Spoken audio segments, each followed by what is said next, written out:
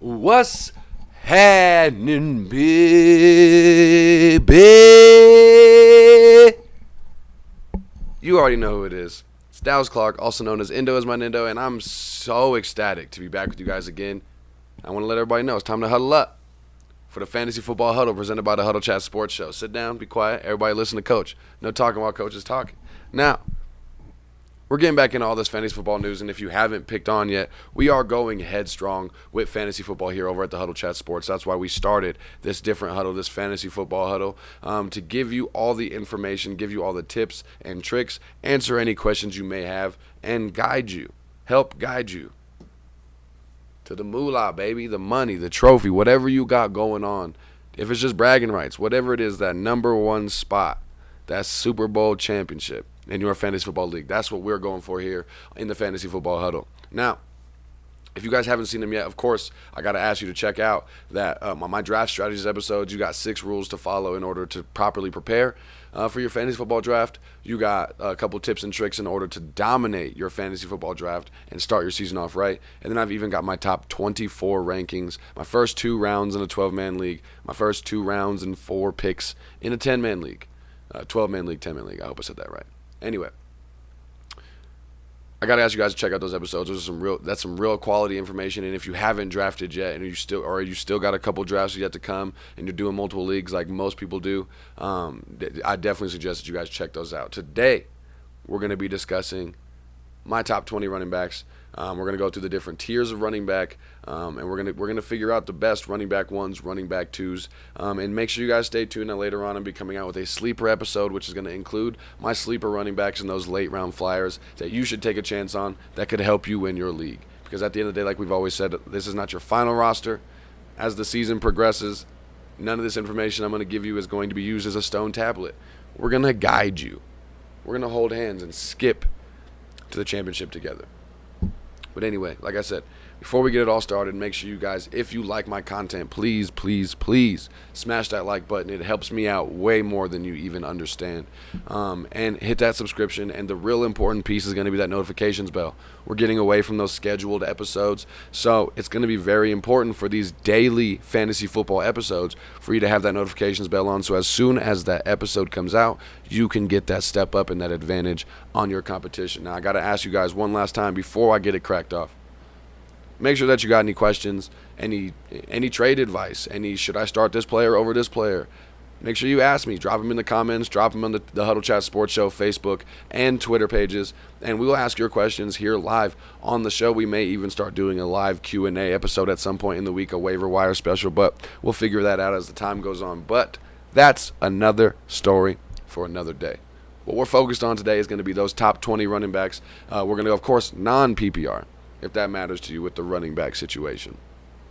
We're going to go with the top 20 non-PPR running backs. And before we get everything started, of course, now is the time that if you do smoke them, no peer pressure, if you do smoke them, now is the time to smoke them if you got them, baby. So let's get everything cracking and let's get right into the news.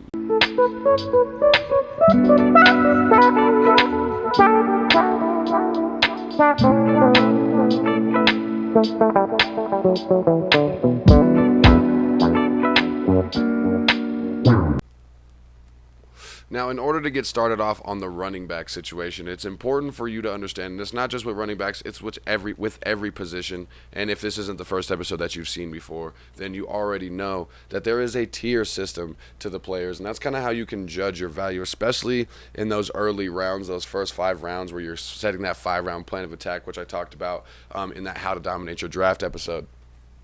You're going to be looking at the tier system, and that's going to be kind of how you're going to value your running backs. And with how I've got this broken down, you're going to be able to kind of see my tiers and how I have everything broken down. Now, of course, we're going to go with that first tier, that very first, that gold tier, that platinum tier.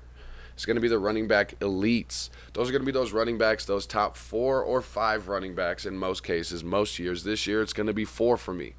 Those are going to be those top 4 or 5 running backs that you can interchange. If I didn't have the first pick and I had the second pick, I wouldn't be upset with going with this player over this player. It's those 4 or 5 players that are, like I said, fairly interchangeable, and that's how you're going to be looking at those running back elites. Like I said, this year we've got 4 of them. You can see them up here on the screen now. Like my first running back elite, I think it's a hands down answer this year is Christian McCaffrey. Now I know there's the question about Christian McCaffrey versus Dalvin Cook is kind of the main question that everybody's asking. Derrick Henry's kind of up there as well. But the problem with Derrick Henry is he's got almost 700 carries in 2 years, and that's pretty freaking difficult to take that workload and remain healthy. Now, of course, as we hope, knock on wood, we do hope that Derrick Henry does stay healthy. As a Colts fan, I feel a little bit different. But as a fantasy fan, I do hope that Derrick Henry stays healthy if I end up being the person that grabs Derrick Henry. However, looking at Christian McCaffrey, he's coming off of an injury, yes, but it's an AC joint. It's a shoulder injury, which he missed the entire season for a reason. It's hard to play on that, so I'm not questioning his durability too terribly much. I also have to mention the fact that I always mention with Christian McCaffrey, if you've been watching my shows, you may be annoyed of this fact at this point, but going out of the 2019 season, coming out of 2019 into 2020 before he got his shoulder injury, Christian McCaffrey, if you took all of his running back stats away, was still the 13th best wide receiver in the league, which is a borderline wide receiver 1. So just that massive amount of production that Christian McCaffrey has always been able to offer you out of the backfield, no matter who's throwing the ball, makes Christian McCaffrey so extremely valuable. Plus, he gets a lot of stuff done on his feet. He's got a crazy scoring total. So I think Christian McCaffrey, hands down, has got to be the number 1 running back in the league. Of course, any given Sunday, anything can happen. Fantasy football is a large part about luck. But the big part about fantasy football is trying to judge trends to predict the future, because it's impossible to predict the future. But fantasy football, just like sports analysis, is taking trends and taking previous history and trying to put it together so you can predict the future properly. And I think Christian McCaffrey, if history says anything, Christian McCaffrey is going to easily be a top 3 running back this year. So he is the safest bet. Dalvin Cook, my problem with Dalvin Cook is that he has not been able to complete a full 16 games. Now, of course, just like with Derrick Henry, we hope he stays healthy. But Dalvin Cook has not been able to complete a full 16 games yet in his short career.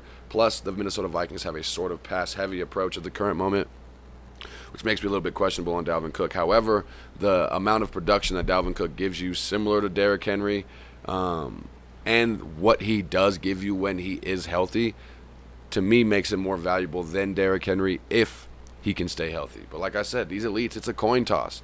If that's too many questions for you, then go Derrick Henry, which I have as my 3rd pick, as you see there. Derrick Henry, like I said, my issue with Derrick Henry is that he gets so many carries and he takes so much attrition that it's going to be so hard for him to stay healthy, especially the way that he runs. Of course, people said that about Frank Gore at 57 years old, and he's still playing this year, I think. So like I said, you can never guarantee that. You never want to use those words like injury prone, but that just makes me a little bit nervous. That's a little bit more risky than I would like to take on. Now, my 4th pick, it might surprise some people, will be Ezekiel Elliott. I think Ezekiel Elliott, he's in for a big year after the lack of production he had last year due to the injuries on the Dallas Cowboys, their offensive line, their quarterback. All around Texas, there was injuries all over last year, not to even mention COVID. So I think Ezekiel Elliott is due for a resurgence year. He's not really given you, besides that last year, which was, some people can say, and it was an anomaly. Zeke hasn't disappointed. He hasn't disappointed in any sense of the word, except for last year with the injuries. And like I said, you can say that's an anomaly. But I think Ezekiel Elliott, with the Dallas Cowboys being back and healthy, with the Dallas Cowboys being one of the most fearsome offenses in the NFC this year, I think that Ezekiel Elliott is just going to have the ability to eat. And me personally, I would not be unhappy whatsoever to find Ezekiel Elliott on my team. And that's not even including the fact that I'm named after the Dallas Cowboys, which can tell you how many Cowboys fans are in my family and in my fantasy leagues. So Ezekiel Elliott's always going to be good trade bait, but I like Zeke. I think Zeke's going to be a great number 4 running back, and I think he's going to be the capper of that running back elite. So when we're coming out of the running back elites, we're going to be starting to talk about those running backs that are still a running back 1. You would have been more happy to get one of those top 4 picks and snag one of those first 4 running backs. But if you can get one of those later round picks, being able to snag 1, if not 2 of these running backs and pair them together, could honestly be even better than being that person that snags Christian McCaffrey with the number 1 pick and gets stuck with what everybody else has left you 23 picks later with your second pick. Now, looking at those second-tier running backs, I'm looking at Aaron Jones is going to be the capper to that second-tier running backs. As you can see, there's a significant difference in this list of running backs and the last list of running backs. That last list of running backs was kind of that obvious set it and forget it. If you looked at the top 100 players, I'm sure Christian McCaffrey's up there in that top 10. I'm sure if you're looking at Zeke's going to be in that top 20 most likely. All 4 of those running backs are the best in their positions respectively. Now, these second-tier running backs are those good running backs that either have some questions, they have some committee issues, they have some injury history, or they just have not a great surrounding cast. And that's what puts them down here. They're still first-round caliber running backs, but you would be happier with getting an elite running back. But these running backs will not give you too much terribly less production than you'll see in that elite tier. Now, to start off that second tier, like I said, you got Aaron Jones. Then you got the hometown hero, Indianapolis' own Jonathan Taylor. I think the only thing that's going to hinder Jonathan Taylor from being an elite running back at the current moment is the fact that we got Nyheim Hines, who's a great pass catcher out of the backfield. You got Marlon Mack back. He's not projected at the moment to do too much, but Marlon Mack, Nyheim Hines, you still got Chester Rogers. Take that part out. The Indianapolis Colts backfield, plus you have some of those new rookie running backs that we got that we're trying to figure out whether we can keep them or not. That Colts running back room is filled, and it's not like Jonathan Taylor has he is the sole running back one. He's got the most talent in our running back room, but we have such a good running back room that Jonathan Taylor does not need to take 20 carries a game. He totally can, and I just fear that the Colts at some point start going with a hot hand approach between Marlon Mack and Jonathan Taylor. So that's the only thing that keeps me from putting Jonathan Taylor in that elite running back scenario like some people were doing when the preseason first started. Now, this may surprise some people. 7 and 8, Saquon Barkley and Alvin Kamara. I got Alvin Kamara at 7, Saquon at 8. You're going to be looking at both of those running backs have a lot of questions. Both of those running backs are elite caliber running backs. But they have too many questions for my blood right now. I will take them if I have to. But Alvin Kamara, with Drew Brees being gone, with Michael Thomas being hurt for at least a major portion of the beginning of the season, them not having many other targets, Alvin Kamara is going to be the main focus of that New Orleans Saints offense, and it's going to be hard for Alvin Kamara to be able to produce the way that he can just because people are going to be keying on Alvin Kamara. They're going to be loading the box on Alvin Kamara. He's going to have to do things outside of the stereotypical box, which I'm not saying is out of the question, but I'm saying that that's a lot of questions for me to draft Alvin Kamara higher than 7th running back overall. Now, number 8, Saquon Barkley. Why I got Saquon Barkley so low, and honestly what almost made him go even lower than this top 10, would be that Saquon Barkley missed the entire season last year. Unlike Christian McCaffrey, his was a leg injury that kept him out all year last year. And Saquon Barkley, to start the season, still has not practiced, still has not participated in any camp drills, has not participated in any preseason workouts at all. They're starting to question whether he's going to be ready for week 1 or not. And for me to spend a premium first-round pick on a player that may not even be ready for week 1, I can't do that. And Saquon Barkley may be dropping down my rankings if things start in the next few days start not trending towards Saquon Barkley being ready for week 1. But Saquon Barkley looking like, even if he is ready for week 1, will he be in shape to take the 20 carries that you need and that the Giants need for him to be a successful running back for your team? I don't think so. Do you think that Saquon Barkley is going to be in that football shape to run like the horse that he is? I just don't think so. I think Saquon Barkley is going to be a good later in the season trade target when he starts to get back into that full form. But I don't think Saquon Barkley is anywhere near full form.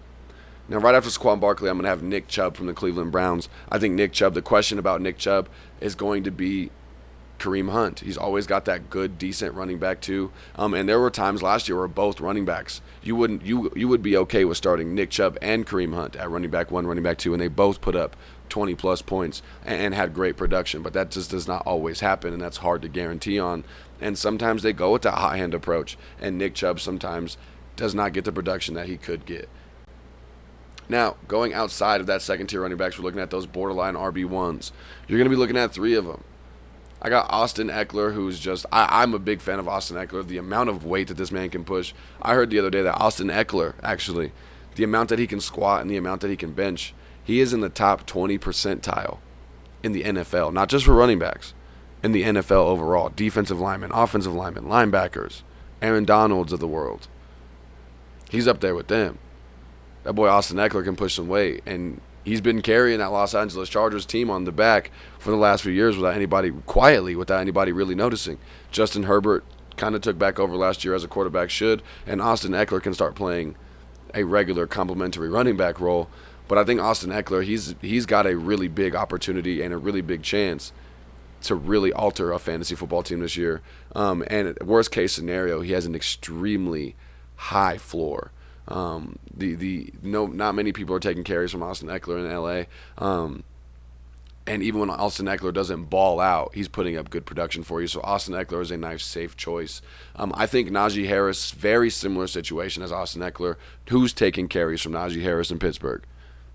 Not really many options. I believe they got Kalen Ballage, who's been kind of pushed around. I'm a big fan of Kalen Ballage. He's from here in Colorado. Went to Falcon High School.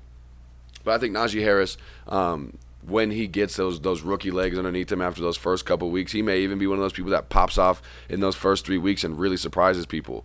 But I think Najee Harris by the end of the year is going to be a top 10 running back without a doubt. And then to cap off those borderline RB1s is going to be Joe Mixon. Now, Joe Mixon is the definition of the capper of a borderline RB1 because he barely made this list.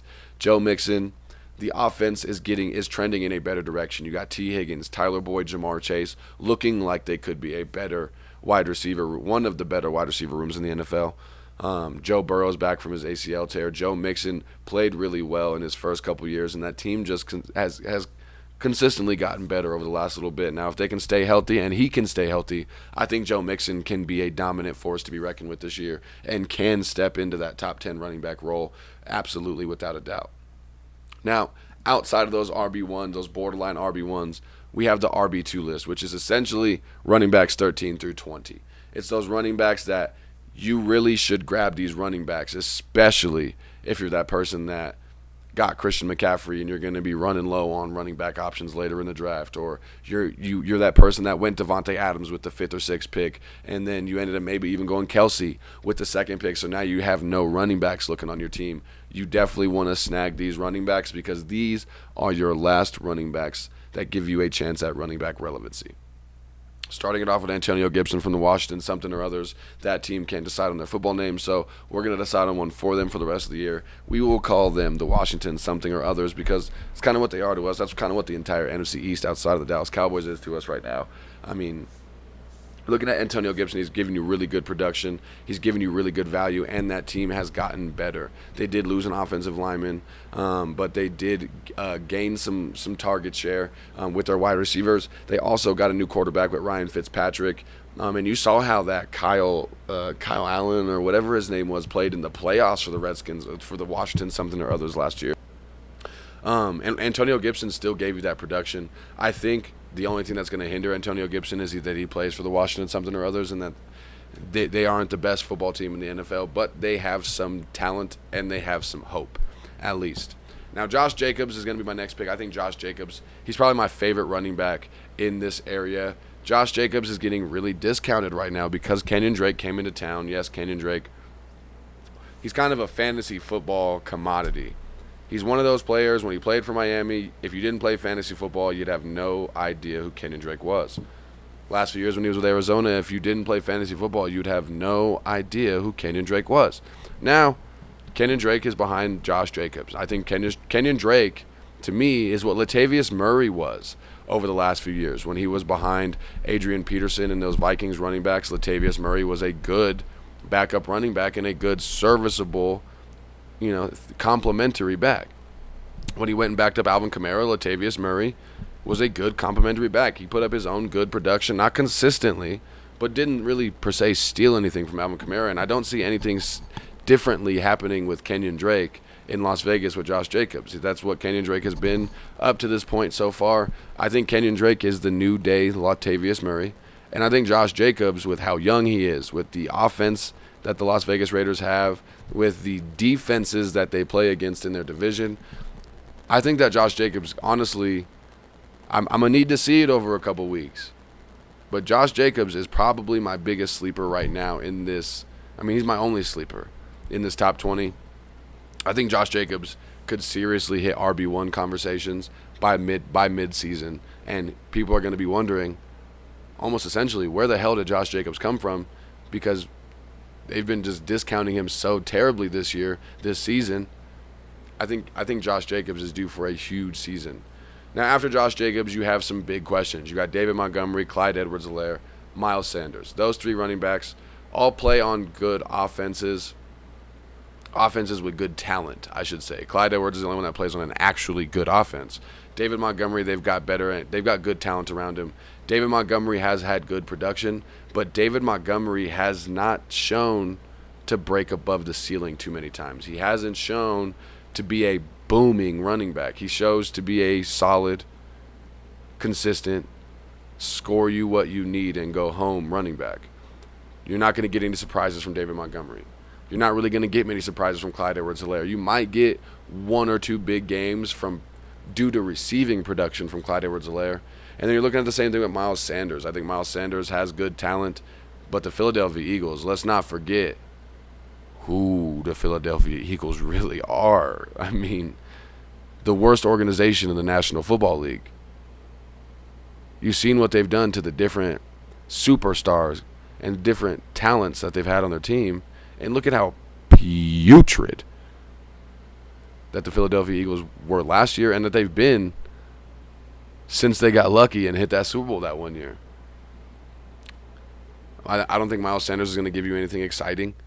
I think Miles Sanders hopefully will give you running back 2 production, but I personally don't want Miles Sanders on my team. I'm not big on the Philadelphia Eagles I don't want a Philadelphia Eagle at any position, not even their kicker.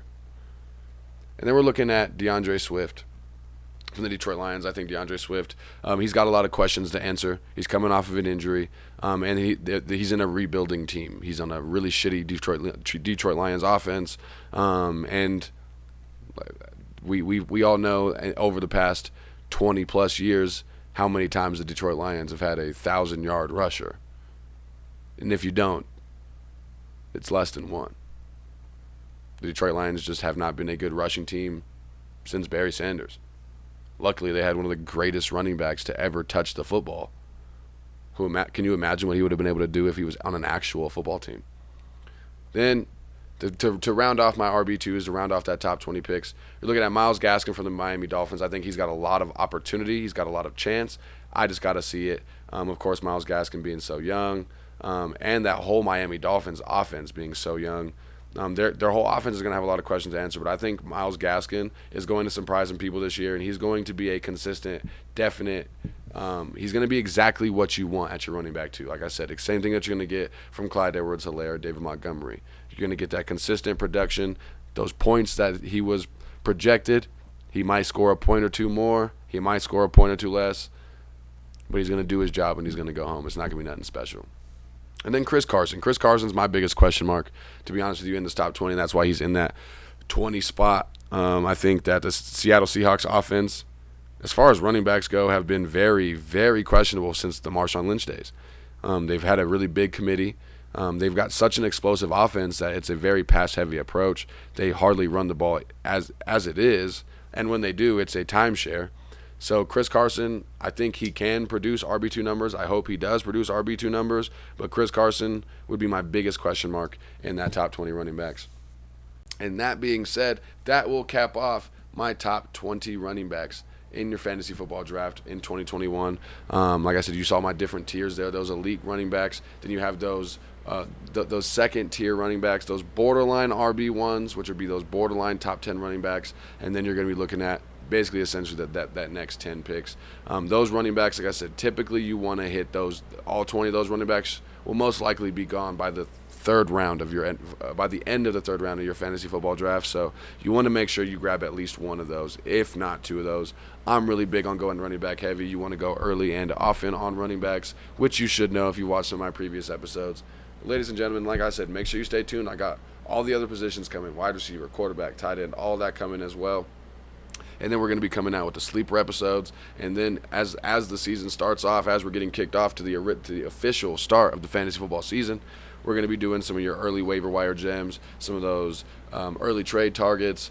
So you definitely got a lot of fantasy football information coming out here at the Fantasy Football Huddle, presented by the Huddle Chat Sports Show. And man, I cannot thank you guys enough for being with me here today at the Fantasy Football Huddle. It's been a pleasure as always. I appreciate you guys. Much love. Thank you so much for stopping by here today. I hope that your plans never stop growing and that the news never stops showing.